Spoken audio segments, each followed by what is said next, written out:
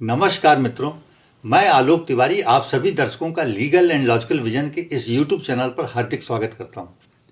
आज का ये वीडियो जन सामान्य के साथ साथ उन लोगों के लिए भी बहुत महत्वपूर्ण है जो राजनीति में रुचि रखते हैं, साथ ही वे राजनीति के अपराधीकरण का पुरजोर विरोध करते हैं और अपराधियों के राजनीति में प्रवेश से चिंतित भी हैं। देश की सुप्रीम कोर्ट में 10 फरवरी 2025 को राजनीति में अपराधीकरण के खिलाफ सुने गए एक मामले ने अपराधी प्रकृति के नेताओं की नींद उड़ा रखी है। वहीं नागरिकों और कानूनी विदों के बीच बहस और चर्चा को भी बहुत गर्म कर दिया है। जानते हैं मामला क्या है?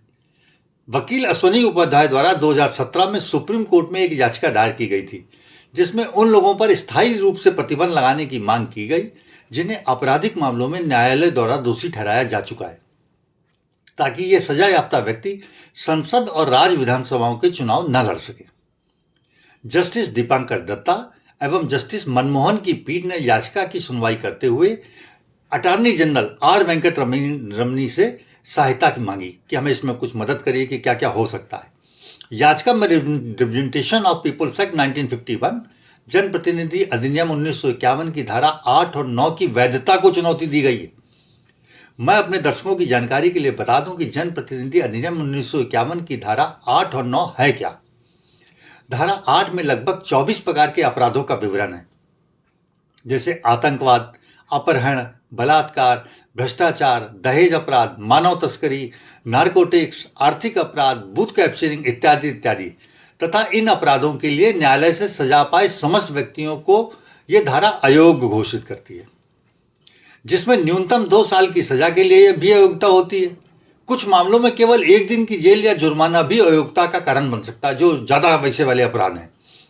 धारा 8(1) के तहत अयोग्यता दोष सिद्ध की तारीख से 6 साल तक रहती है, या जेल की पूरी सजा और रिहाई की तारीख से 6 साल तक, जो भी पहले हो जाए, मतलब रिहाई सजा मिली है तो उसके बाद। धारा 9 सरकारी सेवा से भ्रष्टाचार या राज्य के प्रति बेवफाई के लिए बर्खास्त किए गए व्यक्तियों को अयोग्य घोषित करती है। बर्खास्तगी की तारीख के 5 साल बाद तक चुनाव लड़ने से रोकती है। ये धारा 9 की बात हो रही है। इसमें अधिकतर सरकारी कर्मचारी ही आते हैं, जो IPS, IAS या और भी जो सरकारी कर्मचारी हैं जो बर्खास्त कर दिए गए हैं या जिनके डिसिप्लिनरी एक्शन के निकाल दिया गया है या इन सजा से के बाद निकाला गया, मतलब वैसे नहीं डिसिप्लिनरी एक्शन में जो सजा इन अपराधों के जो 8 में 24-25 प्रकार के अपराध दिए हैं उनके करने पर। और अश्वनी उपाध्याय ने कोर्ट को बताया कि धारा में यह निर्दिष्ट है कि दोष सिद्ध के बाद केवल एक निश्चित अवधि के लिए व्यक्ति को अयोग्य घोषित किया जाता है। उन्होंने तर्क दिया कि ऐसे प्रावधान असंवैधानिक हैं। जो व्यक्ति अपराधी है वह एक निश्चित समय के बाद फिर से चुनाव जीतकर कानून मंत्री बन सकता है, जेल मंत्री बन सकता है, संविधान का संरक्षक बन सकता है या कानून बनाने वाला बन सकता है। एमिकस क्यूरी विजय हंसारिया ने कहा कि आज कानून यह है कि किसी की हत्या कर देने के बाद भी आरोपी एक राष्ट्रीय मान्यता प्राप्त राजनीतिक दल का अध्यक्ष बन सकता है। कितनी गंभीर बात उन्होंने कही हंसारिया जी ने। भारतीय निर्वाचन आयोग ECI के वकील सिद्धांत कुमार ने अदालत से धारा 8 और 9 की चुनौती के लिए चुनाव आयोग का जवाब दाखिल करने के लिए कुछ समय मांगा है।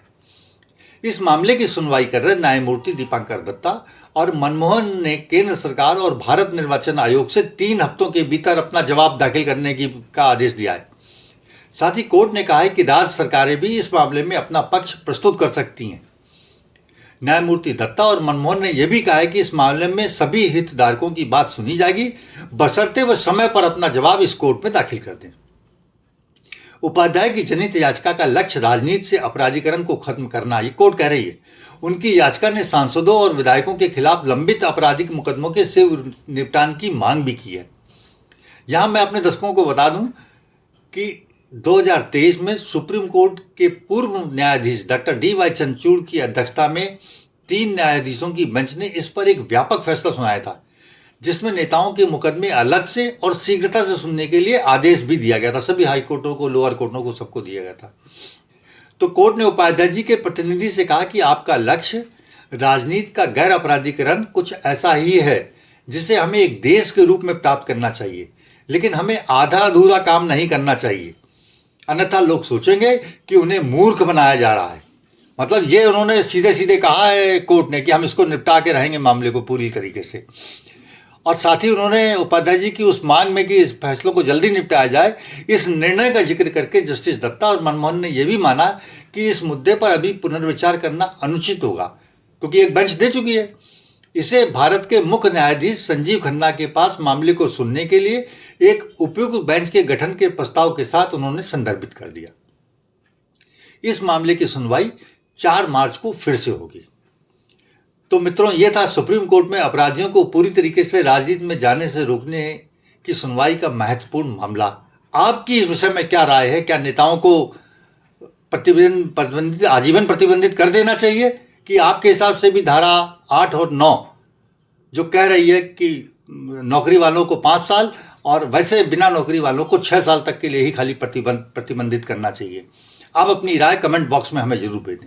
और यदि आपको ये जानकारी अच्छी लगी हो तो वीडियो को लाइक और शेयर करें, साथ में सब्सक्राइब अवश्य करें। जय हिंद, जय भारत, धन्यवाद।